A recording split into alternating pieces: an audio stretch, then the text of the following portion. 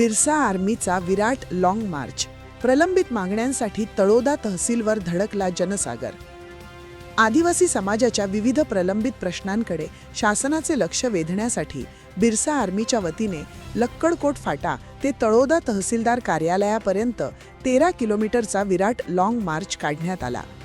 निसर्गपूजन आणि वृक्षाला पाणी घालून या मोर्चाची उत्साहात सुरुवात झाली. या आंदोलनाद्वारे आदिवासींनी आपल्या हक्कांसाठी आणि न्यायासाठी जोरदार हुंकार भरला. मोर्चा तहसील कार्यालयावर धडकल्यानंतर बिरसा आर्मीच्या शिष्टमंडळाने तहसीलदारांशी सविस्तर चर्चा केली व मागण्यांचे निवेदन दिले. यात प्रामुख्याने मंजूर वनपट्टाधारक शेतकऱ्यांना तातडीने 7/12 उतारे मिळावेत आणि प्रलंबित वनदावे त्वरित निकाली काढावेत. सर्वोच्च न्यायालयाच्या निकालानुसार 12,500 पदांची विशेष पदभरती करावी. तसेच बोगस आदिवासी प्रमाणपत्र धारकांवर गुन्हे दाखल करून रिक्त असलेला अनुशेष भरण्यात यावा.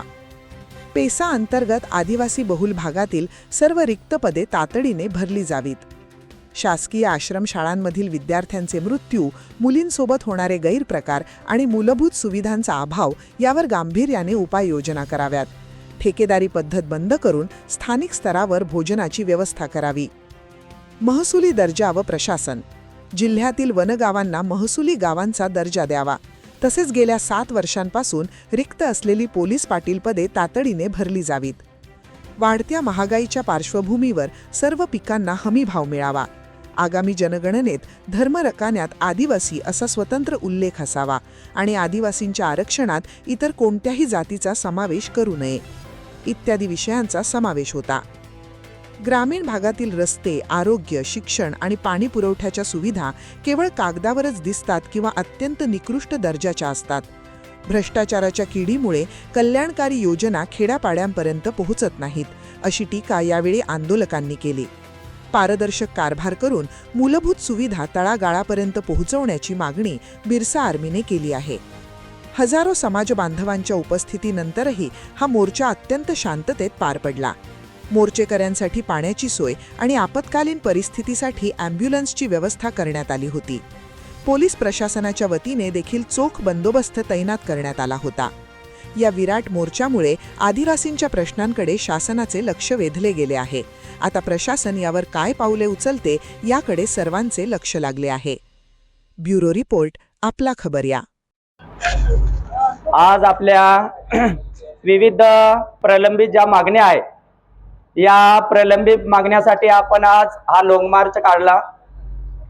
अनेक वर्ष झाली की या अनेक वर्षानंतर सुद्धा सरकारने आदिवासींची असू द्या किंवा शेतकऱ्यांचे काही प्रश्न असेल तर ती प्रश्न अद्यापही निकाली काढली नाही.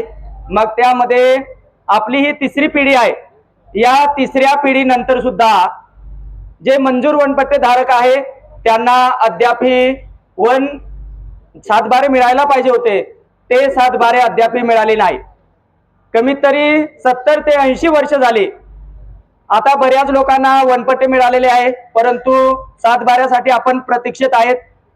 तर ती 7/12 आपल्या हजारो लोक आहेत, त्या हजारो लोकांना सरकारने 7/12 देण्यात यावे.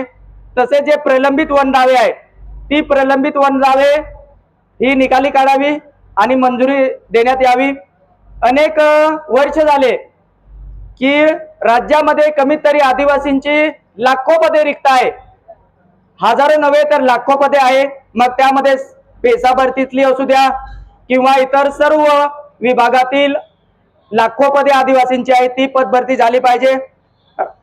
सर्वोच्च न्यायालयाने 6 जुलै 1917 रोजी निर्णय देऊन सुद्धा राज्य सरकार जी 12,500 पदे आहे की जी बोगस लोकांनी हडप केलेली आहे, ती 12,500 पदे ही भरली पाहिजे म्हणून 8 वर्ष झाले सर्वोच्च न्यायालयाने निकाल देऊन सुद्धा अद्याप सरकारने ती पदे भरली नाही. फक्त 12,500 पैकी फक्त 61 पदे भरलेली आहेत. त्या संदर्भात सुद्धा आम्ही अभ्यास करतो आणि ती 12,500 पदे ही तात्काळ भरली पाहिजे. तसेच ज्या आश्रमशाळा आहेत, तर आश्रमशाळामध्ये ठेका पद्धत ही सुरू आहे राज्य सरकारची.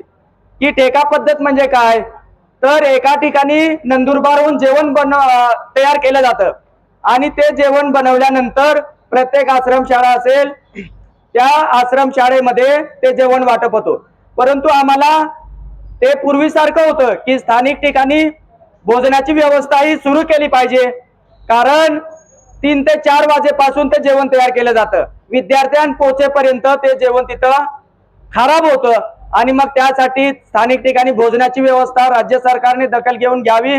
आश्रमशाळेमध्ये अनेक पदे रिक्त आहे की विषय शिक्षक नसतात आणि मग त्यामुळे आश्रमशाळेतील जे विषय शिक्षक नसल्यानं आपली जी विद्यार्थी आहे ते विद्यार्थ्यांचे शैक्षणिक नुकसान होतं.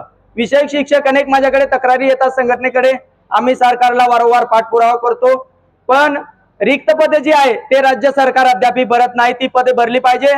आपलं पेसा